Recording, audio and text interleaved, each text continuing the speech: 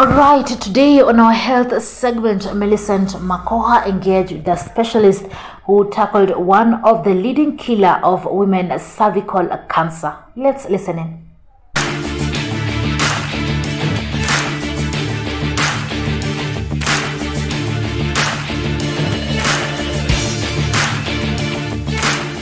The world has been struggling with various forms of pandemics, including HIV, COVID-19, malaria, among many.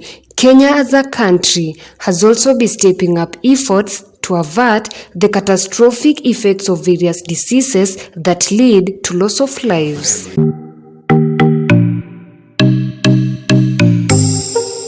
Cervical cancer is ranked as one of the top killer diseases affecting women in Kenya.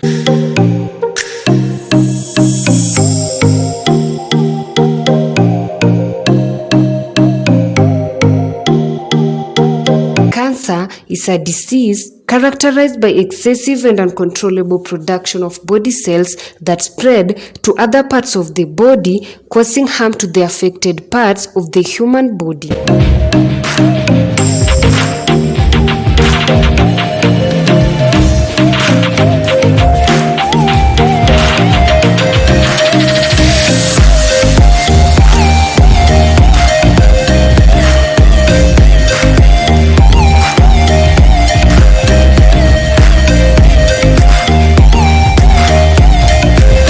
Cervical cancer is a type of cancer that occurs in the cells of the cervix, the lower part of the uterus that connects to the vagina, as Dr. Boniface Odira, the general practitioner at Foundation Healthcare, explains. By name, I'm Dr. Odira Boniface.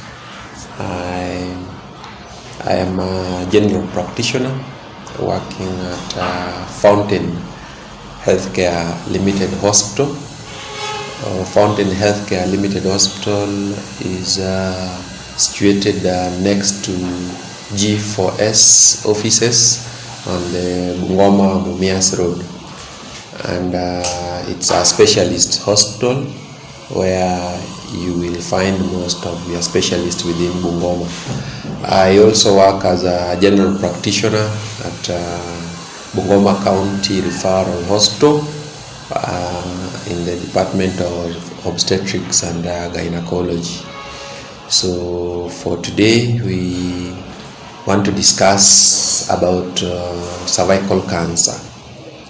So cervical cancer is a disease is a disease that affects women, and it's the third cancer that affects women worldwide after breast cancer and lung cancer, and it's responsible for mortality and morbidity to the women of childbearing age, and even after menopause we get clients who have cervical cancer as a disease.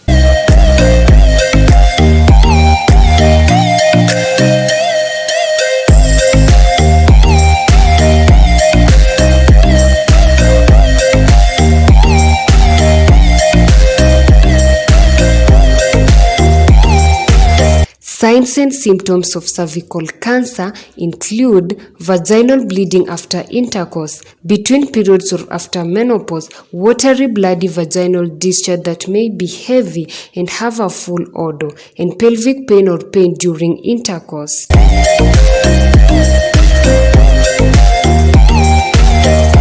Women who have many sexual partners or become sexually active at an early age are considered at high risk of developing cancerous cells. So cervical cancer affects the cervix. Cervix is the lowermost part of the uterus. That's the connection between the birth canal and the womb. The womb is the uterus. So this cancer majorly presents, or the better percentage of this disease is silent, in that in the early stages there are no active symptoms, but when it is getting to advanced stages, it presents with pain, majorly lower abdominal pain, and also present with abdominal vaginal bleeding, which is not following the normal cycle of your menstruation. That is, if you are having menstruations or your periods once in a month, you can get to a situation where you get an abnormal bleeding, in that in between your periods you have bleedings, and when you have your periods you can at the same time have abnormally long or prolonged bleeding that is not consistent with your normal periods. So, and at the same time you can present with foul smelling vaginal discharge, or even sometimes to the stage of frank pus in some stages when it is so advanced. And majorly those three are the common presenting complaints that we meet when we see these clients in our various clinics, and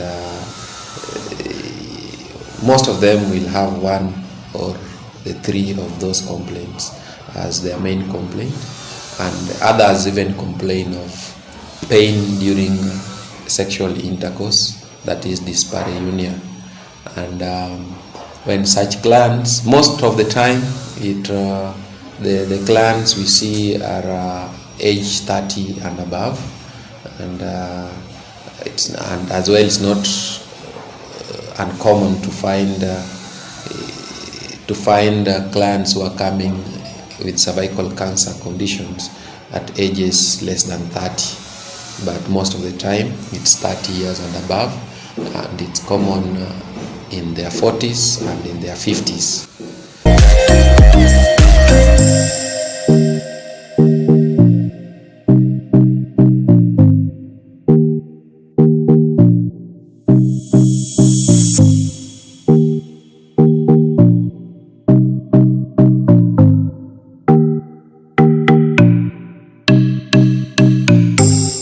Millicent Makoha